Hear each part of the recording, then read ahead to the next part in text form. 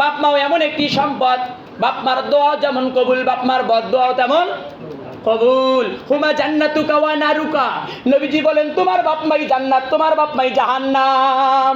বাপ মাও যদি খুশি থাকে আপনি জান্নাতি, বাপ মাও যদি বেজার হয়ে যায়, যত বড়ই আপনি হজ করেন না কেন, যত বড়ই আপনি মাওলানার বেটা হন না কেন, আল্লাহর কসম করে বলতেছি, যতই আপনি নামাজ পড়তে পড়তে আপনি পায়ে করা ফেলান না কেন, আপনি সুন্দর করে এই কপালের মধ্যে আপনি দাগ ফেলান না কেন, আল্লাহর কসম করে বলি একটা ইবাদত আমার আল্লাহর দরবারে কবুল হবে না। কথা বলেন ঠিক না বেটি? তাহলে এক নম্বরে কথা হলো সাফ সাফ কথা, কাকে খুশি করা লাগবে? পিতামাতা। কাকে? পিতামাতা। পিতামাতার খেদমত করতে গিয়ে ও শব্দ পর্যন্ত আপনি করতে পারবেন। এই জন্য আমি অনুরোধের সহিত বলতেছি, এক নম্বর কথা হলো হুমা জান্নাতুকা ওয়া নারুকা, জান্নাত যদি পেতে চাও তাহলে পিতামাতার খেদমত। শুধুমাত্র পিতামাতার খেদমত কেন আমার ভাইয়েরা রে? পিতামাতা কি জিনিস আপনি জানেন?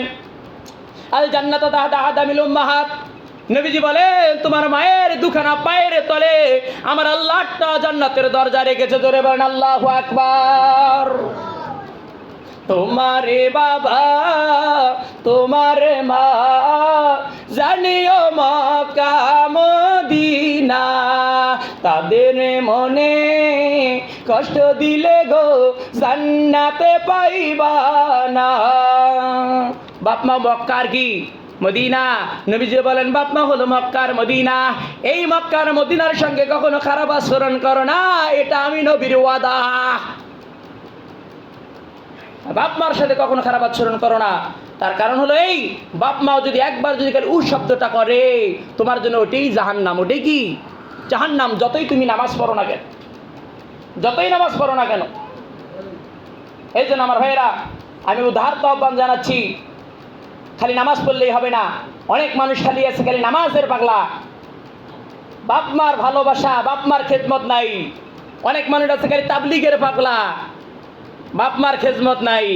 আমি অনুরোধের সহিত বলে যাই, দায়িত্বহীন কণ্ঠে বলে যাই, ওয়াল্লাহি আল্লাহর কসম করে আল্লাহর গোলাম হয়ে বলে যাই, যদি তোমরা পিতামাতার খেদমত না করো, পিতামাতা যদি তোমার উপরে নাকচ থাকে, ওয়াল্লাহি আল্লাহর কসম করে বললাম আপনারা জান্নাত পাবেন না।